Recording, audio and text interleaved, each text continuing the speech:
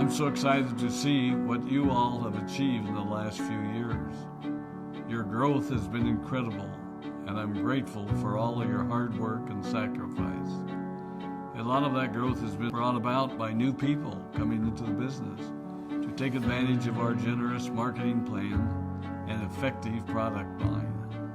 So I thought I would take just a moment of your time to share with you a little bit about where Forever came from and where Forever is going. I've heard people describe this as our culture, but I think it's simply who we are. Several decades ago, I was an executive for a real estate development company called Del Webb. And at that time, there was a lot of excitement about a new business concept. And like many of my colleagues and friends, I went along to a business opportunity meeting and listened to a presentation about multi-level marketing.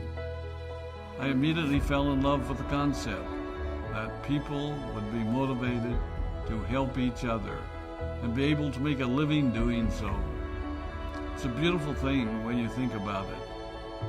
Although I was enjoying my career, I didn't think that I was contributing as much as I wanted or as much as I could to improve the well-being of the people around me.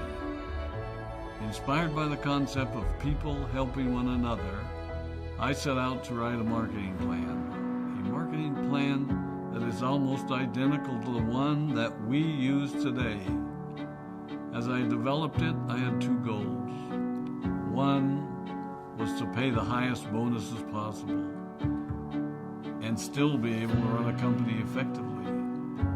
Two, to build a plan that would motivate and encourage people to keep working. I wanted a plan to reward those that remain active and engaged. I love the concept of a royalty income. However, I believe that it's good for our souls to work hard. People who work hard are happier. Of course, if you work hard, you should play hard. And that was one of my motivational factors in starting Forever Resorts. It was to give people the opportunity to spend time with their loved ones and experience the wonder of nature. Next time we're together, maybe I can tell you more about my passion for our resorts, our rare animals, and spectacular natural resources. So, with the marketing plan prepared, I needed to find a product. And we searched around and looked at different opportunities. I was passionate about finding something that was effective, consumable, and that we knew would not be a fad. During my search, I met a group of doctors who had developed a method of stabilizing aloe vera. They convinced me of its efficacy, and we began testing the product, and were amazed by the results. We were in business. We had a fair and balanced marketing plan, a consumable, effective product, and the third ingredient, an absolute conviction that we could make a difference in the lives of the people around us. And while it might have been a bit presumptuous, we honestly believed that we could make a difference in the world. We put in generous return policies, customer service incentives, and began to build this business based on the principle of being nice to one another and helping others. The success was incredible, and we grew rapidly until Christmas of 1982. I was sitting at home with the family, and the phone rang. They informed me that there had been a freeze at our aloe plantations in Texas, and that all of our aloe was destroyed. I immediately went to the airport and flew to South Texas to see what we could do. I hoped and prayed that when I arrived, what I saw would be better than the news I'd received. But that wasn't to be the case. We had no aloe, and the business immediately began to suffer. There were some FBOs that left, but more importantly, there were those that stayed. It was a tough time for us.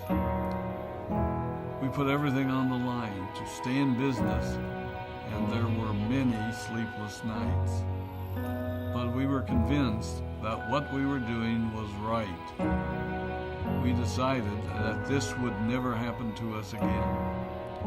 We flew out to the Dominican Republic and purchased as much land as we could, and began planting aloe in one of the safest weather zones in the world.